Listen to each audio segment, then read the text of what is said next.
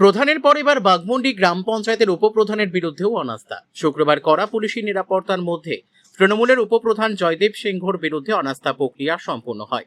20 সদস্যের পঞ্চায়েতে 14 জন সদস্য অনাস্থার পক্ষে ভোট দেওয়ার উপপ্রধানের পদ থেকে অপসারিত হন জয়দেব সিংহ। উল্লেখ্য, পঞ্চায়েত নির্বাচনের পর 20 সদস্যের বাঘমুন্ডি গ্রাম পঞ্চায়েতে তৃণমূলের 14 জন, বিজেপির 2 জন এবং অন্যান্য দলের 4 জন সদস্য ছিলেন। বিজেপির দাবি, গত জুলাইয়ের শেষে তৃণমূলের 11 জন সদস্য নিজ থেকে বিজেপির পতাকা হাতে তুলে নেন। প্রধানের পর এবার উপপ্রধান অপসারিত হওয়ায় বাঘমুন্ডি পঞ্চায়েতের রাজনৈতিক সমীকরণে নতুন মাত্রা যোগ হয়েছে। পুরুলিয়া থেকে সোমনাথ রায়ের রিপোর্ট, বিগ নিউজ বাংলা। গতকালকে ছিল আমাদের প্রধান এর অনাস্থা, আজকে 14 তারিখ উপপ্রধানের অনাস্থা।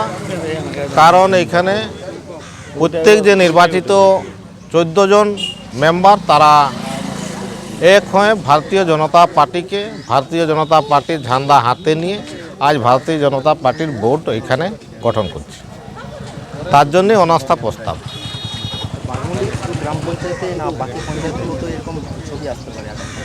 বাঘমুন্ডির সাথে সাথে বাঘমুন্ডি ব্লকে পুরাটাই ভারতীয় জনতা পার্টির পঞ্চায়েতগুলাই উপপ্রধান গঠন হবে।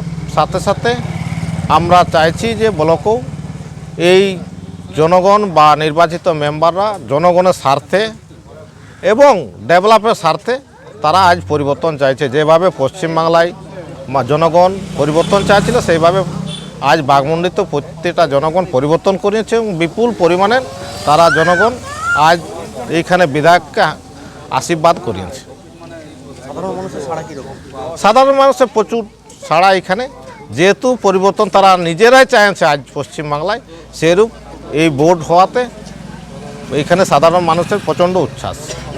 দেখা গেছে এই পঞ্চায়েত এলাকা থেকে মোট 11 জন তৃণমূলের সদস্য তারা নিজের ঠান্ডা ধরে বিজেপির পতাকা তুলে তারা বিজেপিতে চালু হয়েছিলেন বলে জানিয়েছে।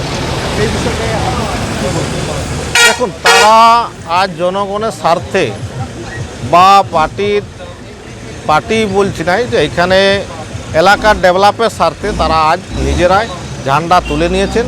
সেটাকে আমরা সমর্থন জানাচ্ছি এবং তারাকে আমরা গ্রহণ করেছি। আর তারা আজ জনগণের স্বার্থে এইখানে পরিবর্তন ঘটাচ্ছে, তো তাদেরকে আমরা সাধুবাদ জানাই। জগদীশ কুমার, পুরুলিয়া জেলা কিষাণ মোর্চার সভাপতি।